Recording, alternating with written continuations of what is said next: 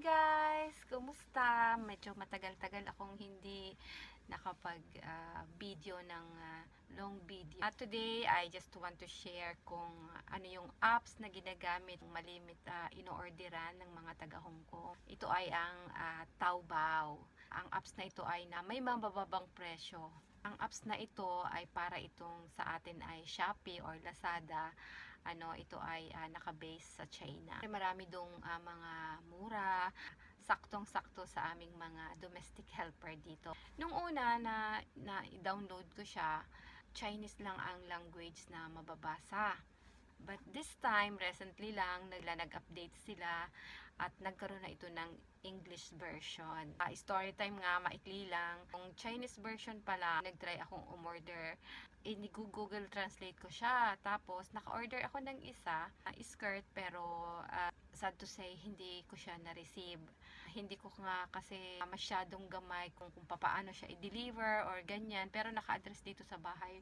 Pero talagang hindi ko siya natanggap noong mga panahon na yon. Dahil sa ngayon nga ay may English version na siya, ay gusto kong i-share sa inyo na mga kakunyang ko dito sa Hong Kong para naman sabay-sabay tayo na mag-enjoy sa pag-order sa Taobao. Kaya naman ay gusto kong i-share, lalong-lalo na sa mga kagaya ko na domestic helper na nagnanais bumili ng mas murang halaga. Ilalagay ko yung screen record ko dito para makita niyo. Una natin gagawin, i-download natin ang Taobao. Kapag naka-register na tayo, makikita natin ang search diyan at pwede tayong mag-search kung anong gusto nating orderin. Mag-scroll dito at mag-click tayo ng isang product. Click natin itong pantalon. Ayan, nakikita nyo yung address. Kailangan niyang fill upan.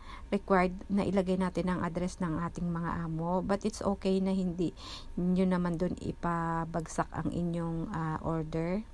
And then, pili tayo ng size at saka ng kulay.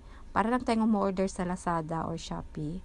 And then, click na natin yung buy. And then, ang next nito ay ang shipping method. Itong doorstep delivery or self-pick up. Alam naman natin na may mga amo na ayaw mag-send sa kanilang bahay na mga orders. So, pwede tayong mamili.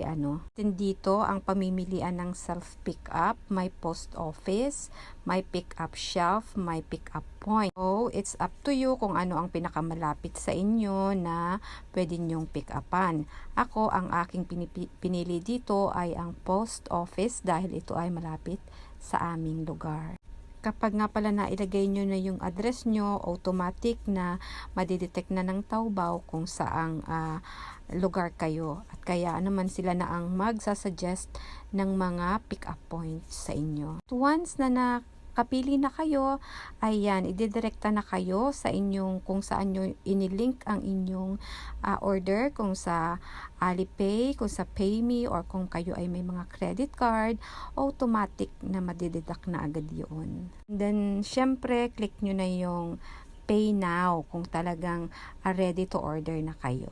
Kung hindi pa naman tayo bibili, pwede namang ilagay muna natin doon sa add to cart. Pag tayo ay mayroon ng sweldo, may sahod na, saka natin siya bilhin. 3 to 4 days ang dating ng parcel. Matatanggap na text kung self-pick up at WhatsApp message naman kapag sa doorstep or sa bahay ng amo. That's it guys. Sana ay may natutunan kayo at happy shopping.